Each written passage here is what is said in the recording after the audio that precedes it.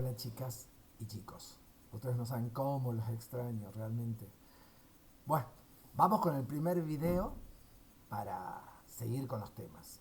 Si esto más o menos marcha, vamos a tener todas las semanas un video para ir apoyando el material que yo les voy subiendo a Classroom, ¿sí?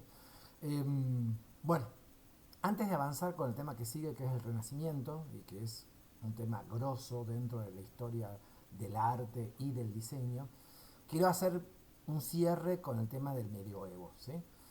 La Edad Media o medioevo es una época importante dentro del desarrollo de Occidente, sobre todo porque marca como un antes y un después respecto a la visión del mundo. Y se desarrolla entre el siglo V y el siglo XV, quiere decir son 10 siglos, ¿sí? Que nosotros para los fines pedagógicos los separamos en dos periodos, del 5 al 10 como alta edad media y del 11 al 15 como baja edad media, pero hay algunas cosas que son comunes a ambos. La primera cosa y la más importante es la visión del mundo. Durante el medioevo la visión del mundo es teocentrista. ¿Qué quiere decir teocentrista? Teo es Dios, centrista, centro. Quiere decir que el centro de la visión de la cultura, de la sociedad y de todo el desarrollo humano estaba alrededor del concepto de Dios como eje, ¿entendido? De hecho, la iglesia tenía un poder, ya que se perfilaba al inicio del Imperio Bizantino, ¿sí? Un poder que abarcaba más allá de lo espiritual, tenía que ver con un poder político, un poder social, un poder administrativo, un poder económico, ¿sí? En estos 10 siglos la iglesia es eje, centro y ley de los destinos de Occidente. ¿Por qué hablo de Occidente? Porque en general cuando estudiamos la historia estudiamos todo nuestro acervo desde la actualidad hasta la antigüedad, pero siempre europeo, americano y toda la influencia occidental. La historia de China, Japón, la India y Tailandia es otra historia, ¿sí? Bueno, lo que les decía es que este teocentrismo marcaba todo. Por un lado, unifica la visión del mundo respecto a Dios, pero por el otro lado, este poder era excesivo para la iglesia, entonces la iglesia era la que tenía el poder del conocimiento, es decir, los libros estaban en los conventos, la gente era muy ignorante, el nivel de lectura o de alfabetización era bajísimo, y a la iglesia no le interesaba hacer popular ese saber. Es más, si había mayor ignorancia, había mayor poder de dominación sobre esa sociedad. Entonces es como que la iglesia retenía el saber a través de la posesión de los libros y la educación era relativa y siempre dependía de la iglesia. Por eso en esta época todo pasaba por la iglesia, es decir, Copérnico tiene que rendirle cuentas a la iglesia de sus teorías físicas, los filósofos siempre se cuidaban de dar un lugar privilegiado a Dios dentro de sus teorías filosóficas, es decir que la iglesia era la que dominaba e inclusive el poder político o estaba en manos el mismo gobernante era la autoridad de la iglesia o la iglesia otorgaba ese poder político a determinados reyes o determinados líderes, ¿sí? Pero la iglesia es la que marca esta época. Todo el medioevo es teocentrista, ¿sí? Eh, Ahora vamos a ver particularidades. Voy a hablar en cosas en términos generales, es decir, no me voy a explayar porque si no va a ser un video muy largo. Primero tenemos la Alta Edad Media del siglo V al siglo X. Es un periodo donde Bizancio es como está siempre al margen del desarrollo del resto de Europa. Bizancio está constituida como un imperio fuerte y muy autónomo, ¿sí?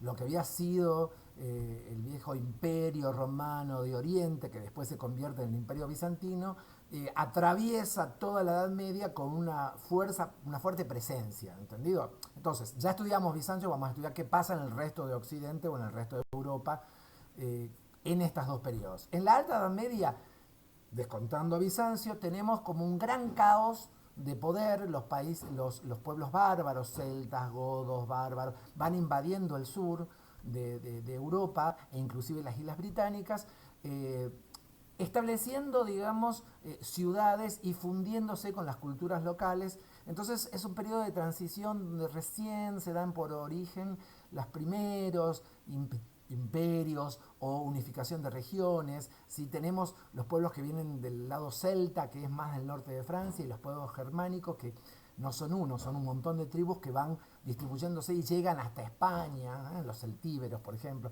Pero la cuestión es que acá lo más importante es esta cuestión territorial de la guerra, lo que le da un rasgo a la Alta Edad Media muy dominante. Si bien hay predominio religioso católico, ¿sí?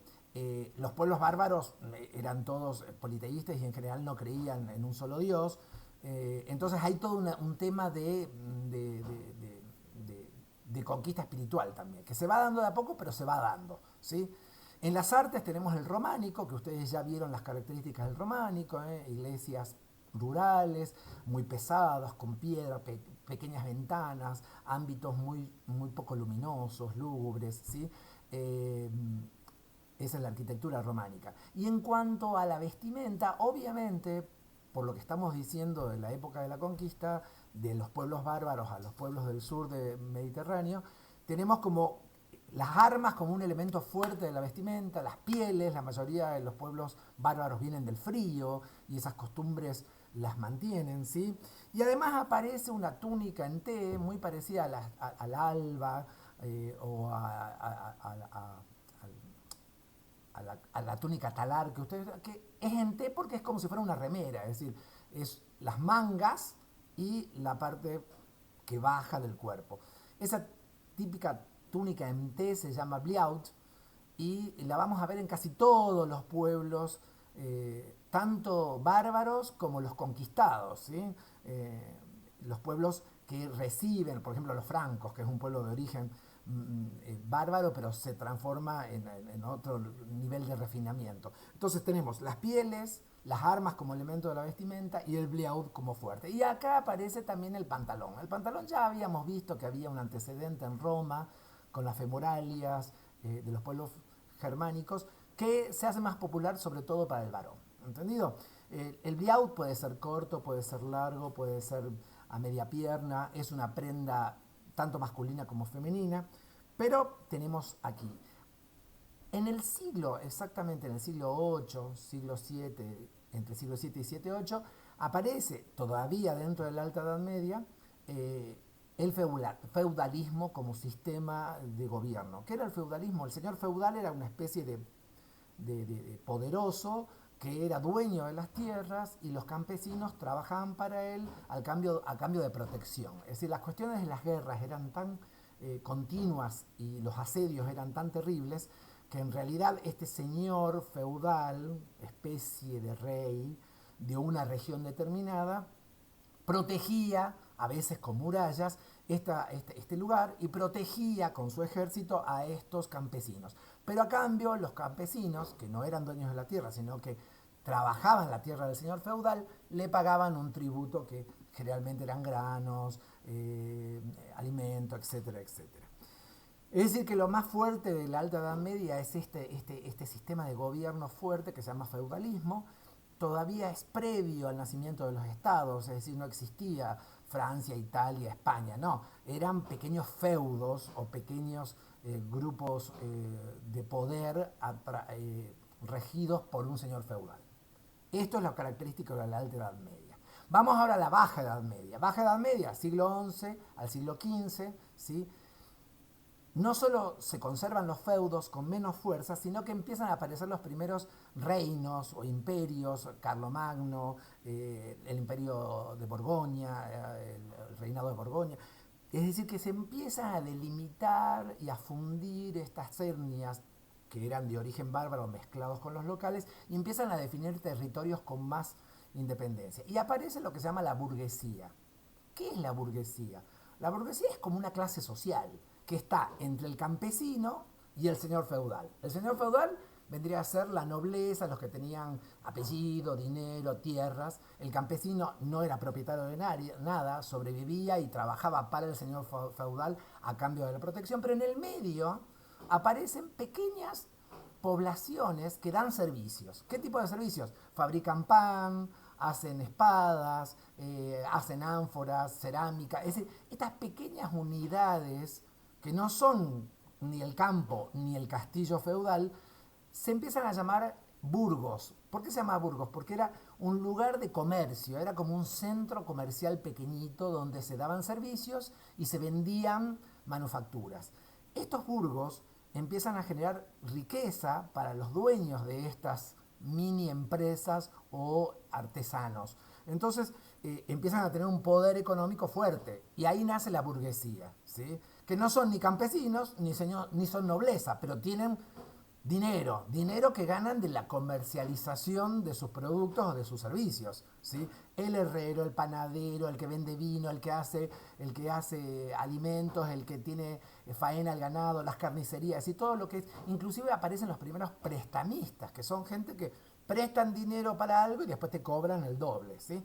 Estas pequeñas unidades, estas pequeñas ciudades, que no llegan a ser ciudades, sino que son pequeñas unidades donde la gente vive, pero no es el campo, pero tampoco es dentro de los palacios, ¿sí? Es lo que llamamos burgos, ¿sí? Y da origen a la burguesía, que sería esta clase social intermedia de comerciantes, artesanos, productores, los que dan servicios, ¿sí? Y que empiezan a tener fuerte peso porque tienen nivel adquisitivo y ganan dinero, ¿sí? ¿Por qué es importante la burguesía? Porque en los siglos siguientes la burguesía va a ser un operador social muy fuerte, entonces es importante nombrarlo. ¿Qué pasa además en la Baja Edad Media? La ropa se hace mucho más desarrollada, aparecen ya costuras, moldería, ajustes. También con ello aparece una gran variedad de telas.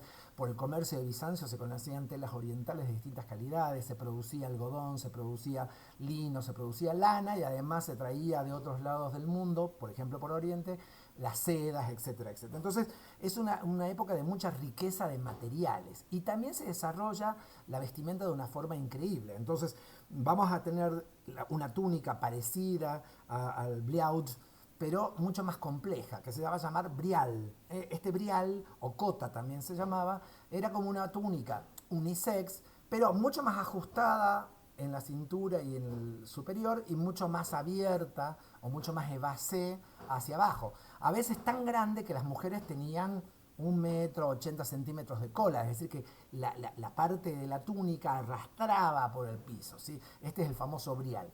Normalmente este brial lo usaban tanto varones como mujeres. En general, el largo de estas túnicas o de estos brial, en el caso de los varones, dependía de la actividad. Generalmente la gente que hacía trabajo fuerte de artesanato en el campo, el brial era más corto o la cota era más corta. En cambio, la gente de la nobleza, la cota era más larga, es decir, era una túnica masculina pero más larga, ¿sí?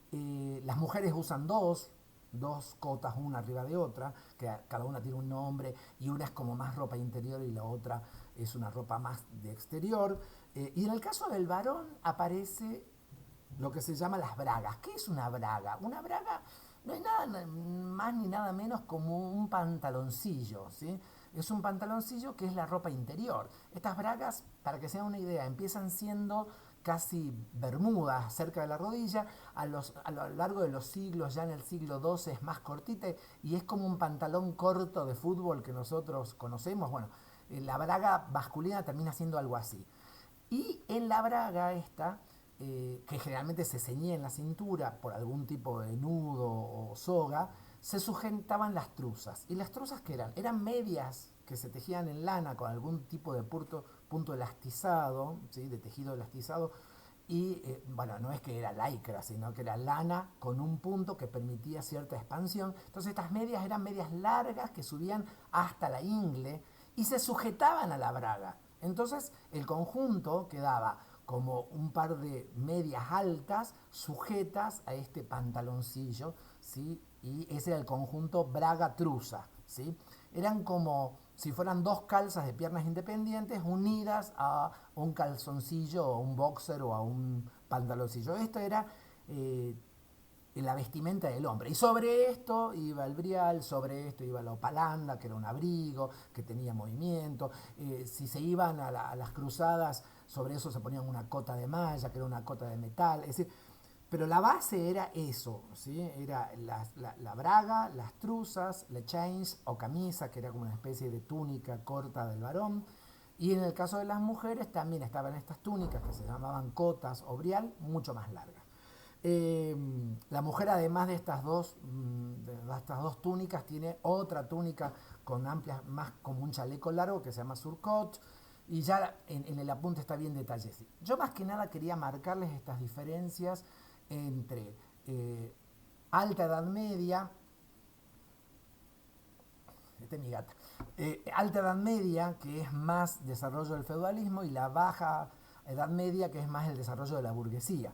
Y obviamente también en la baja edad media tenemos el gótico, que es un estilo arquitectónico y artístico donde todo se estiliza, ¿sí? Todo es más, más lanza hacia el cielo, la escala se crece, las ventanales se abren, para lo cual la estructura de las paredes tiene que ser reforzada. Entonces, en contraposición del románico, que es más bien chato y pesado, aparece el gótico como alto y con esa escala de Dios, que es todo grande, todo enorme, porque las iglesias góticas están hechas para Dios, no para el ser humano. Entonces las puertas eran de una medida exagerada. Entonces, todo esto es el medioevo, que es lo que más o menos en todo el material que les mandé ustedes deberían tener como claro, ¿sí? Quería dejar esta clase grabada y mandársela para que sepan que para hacer un cierre con el medioevo y poder ir avanzando un poco con el Renacimiento. Hasta el medioevo, ¿sí?